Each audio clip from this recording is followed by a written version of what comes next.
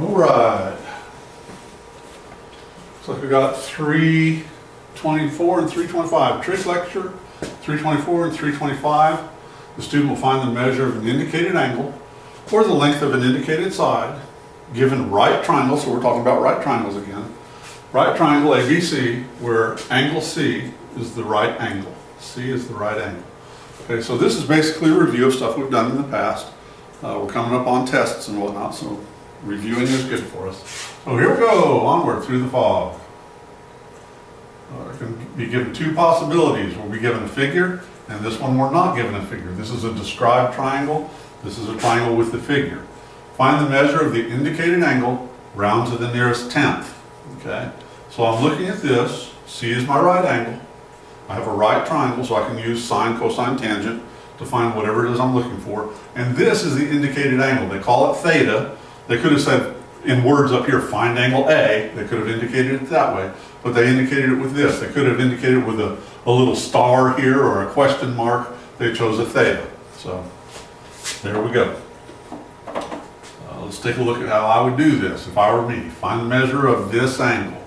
I look at this and I say, well, if I go with the sine of A using trig functions, that'll be 15 over an unknown. I don't want that because this is unknown. If I went the cosine, that would be 9 over, adjacent over hypotenuse. Don't want that. Tangent, I'm going to use tangent. The tangent of A, or theta, I'll go ahead and call it theta. Doesn't matter. This is the angle that they indicated, angle A, is equal to, from here, opposite over adjacent.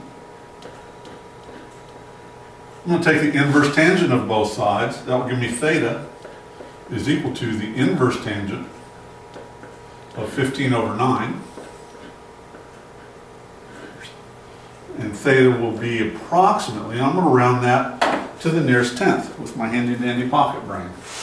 That'll give me the measure of this angle rounded to the nearest tenth. So,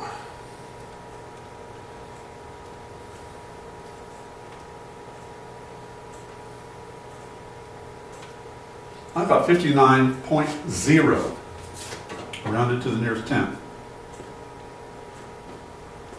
And that would be degrees. Remember that if your calculator opens this up and you write 15 divided by 9, you might want to close that. You do want to close that parenthesis, okay? So it will know what we're talking about. Inverse tangent, you hit second, the second or the shift function, second or shift, then you hit the tangent and then you enter 15 over 9 and don't forget to close your parenthesis, okay? So there we go. Now let me check and see if I got that right. Where did my answers go?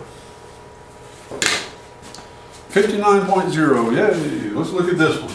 Find the measure of B, angle B, if A is 11 and B is 4.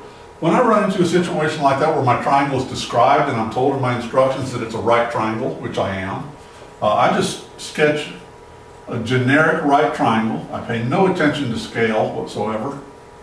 And I label it ABC. Doesn't matter how I label it ABC as long as C is the right angle, because that was, we were told to do that in our instructions. C is the right angle. So here we go. Measure angle B is what I'm looking for. A is 11, that's opposite angle A is side A, and B is 4, opposite side B. I'm sorry, opposite angle B is side B. And I want to find the measure of angle B, so I'm looking for this angle right here. So again, I'm going to use the tangent function. The tangent of B is 4 over 11. That way, I only have one variable, the angle I'm looking for. Tangent B is equal to 4 over 11. Therefore, B is equal to the inverse tangent of 4 over 11. I took the inverse tangent of both sides. That's supposed to be a 4. That looks too horrible.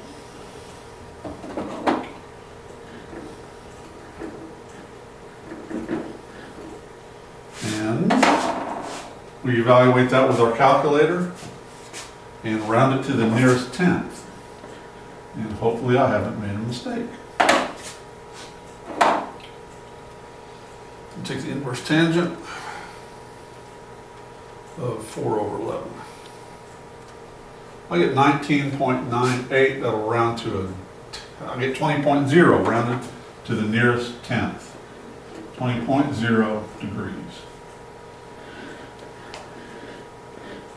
Would be the measure of angle A.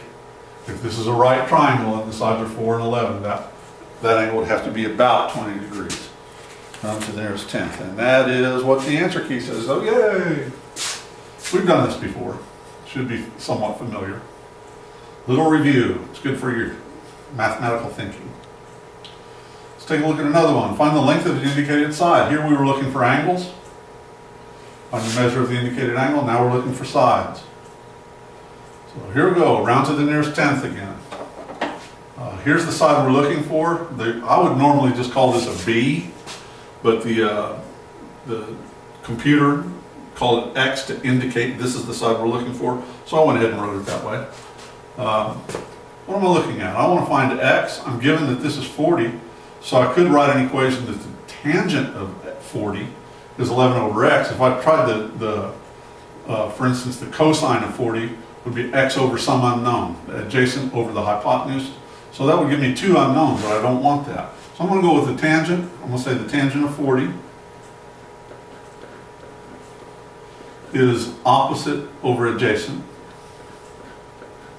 I don't want my X in the bottom of my fraction, so I'm going to multiply both sides by X. You can think of that as X over 1 if you want.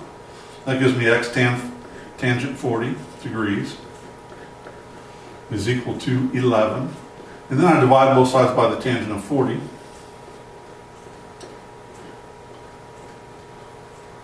Degrees. And this will be my answer if I haven't made any mistakes. So that will be X is approximately equal to 11 divided by tangent of 40. 11, divided by the tangent of 40 equals. It's a good idea, even though we don't need to in this case.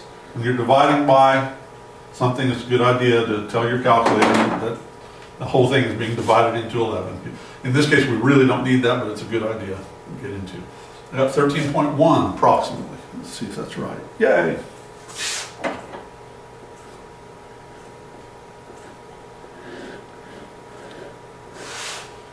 All right. Another thing we could have done here. Some of you maybe are thinking, why didn't we do this?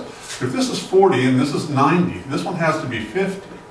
And we could have said that the tangent of 50 is X over 11, and our variable wouldn't have wound up in the denominator. We could just multiply both sides by 11. You get the exact same answer.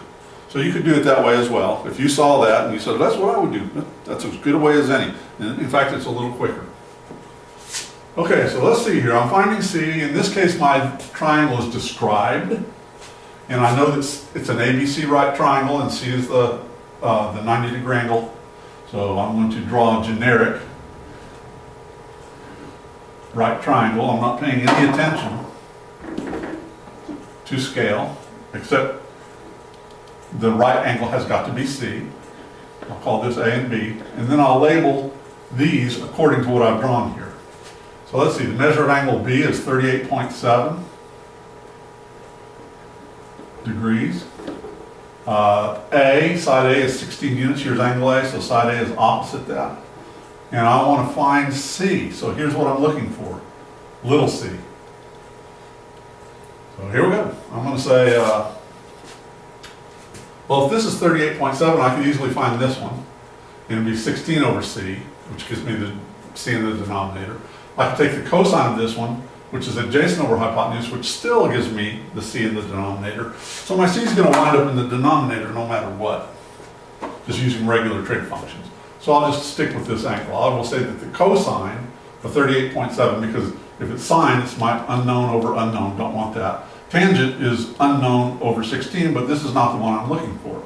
Cosine is adjacent over hypotenuse. That involves two values I do know and one value I don't know, so that's why I'm choosing cosine. The cosine of 38.7 degrees is equal to adjacent over hypotenuse.